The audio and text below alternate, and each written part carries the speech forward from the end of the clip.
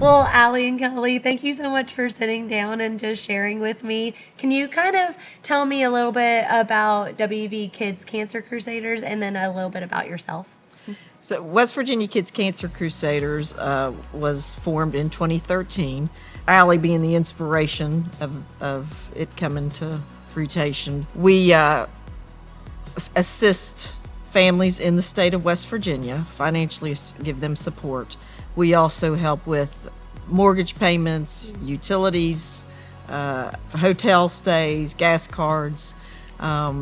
We help with anything, emergency needs of the families. If they need that, they reach out to us. But upon diagnosis, West Virginia gives each family $500.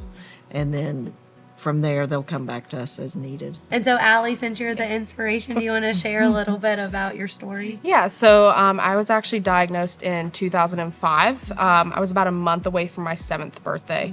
I was getting ready to get out of first grade at the time.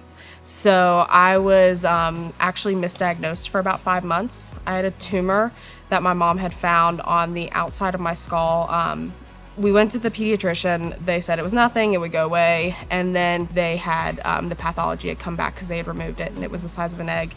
And they had said that it was cancer. Not sure of the type at that point in time, but they later came back and said it was a non-Hodgkin's lymphoma. And there was about 16 of my specific type of non-Hodgkin's lymphoma in the entire world at that point in time. So I went through about 2.5 years of chemo here in Charleston. The effects of the treatments are pretty extensive, and they last pretty much your whole life. Yeah. As a parent, you never forget that day. Yeah. That day is with you from here to eternity. And you also, you become a part of another family. So now your family is your medical team, the other families and children that you meet in the hospital. And so that is really what then spurred, right?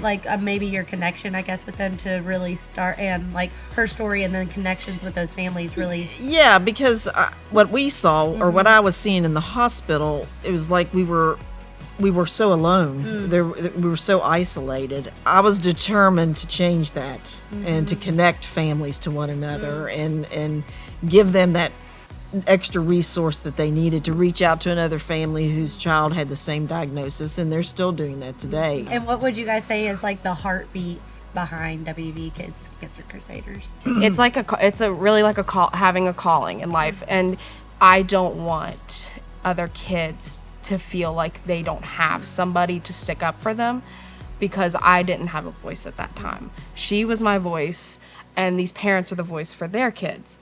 But I want to use my voice for kids that aren't necessarily mine, but we have a similarity and we have something in common. And I want them to feel like they have somebody else to stick up for them. So I think that's the heartbeat, is we feel like there needs to be more done. And if we can be a part of that, then I'm going to be a part of it and make sure that these kids don't get pushed the wayward like they have been for way too many years. We, upon diagnosis, give them $500.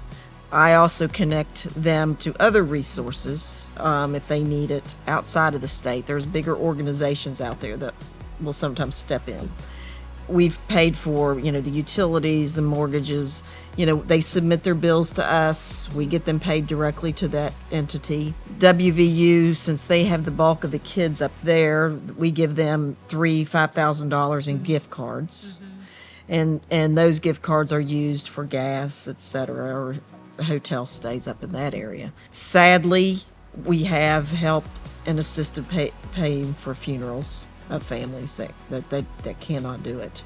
We go to Cure Fest in DC every September. We advocate on Capitol Hill for the kids.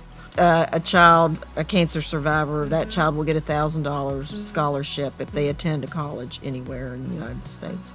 Awesome. Yeah. It provides support for families. Yeah, it does. And we a financial supporter of Camp Wanaka, which is the only cancer camp in the state of West Virginia. That's awesome. Yeah. Now, how many families would you say that you guys have helped? We're close to 500 families. Yeah, that's amazing. So, yeah, on an average year, we have about 75 to 80 new cases. That number seems to be increasing, sadly. We want to be there and give them all the support we can, whether it's financial, whether it's just talking things out, whether it's taking dinner down to the Women and Children's Hospital or whatever would make their life easier. Well, Kelly and Allie, thank you so much for sitting down and just sharing with me. I love to see what you guys are doing, and I love the advocacy. I love seeing how you guys are just stepping into spaces and facing things head on and really coming alongside families and supporting and building that community. I've loved hearing what you guys are all about and just the heart that you guys have for that. And using experiences just to further, grow that support and love. I just love hearing that. At River Ridge, we actually do this thing called the Dollar Club, where once a month we ask everyone just to throw in $1 or $2 extra, and we go and find a need or an organization that we can be a blessing to.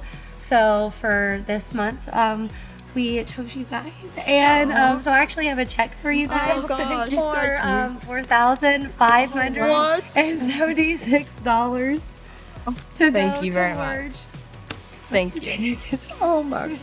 Thank you guys so much. Thank you so much. Thank you guys. What a blessing. Are you kidding? I'm not kidding.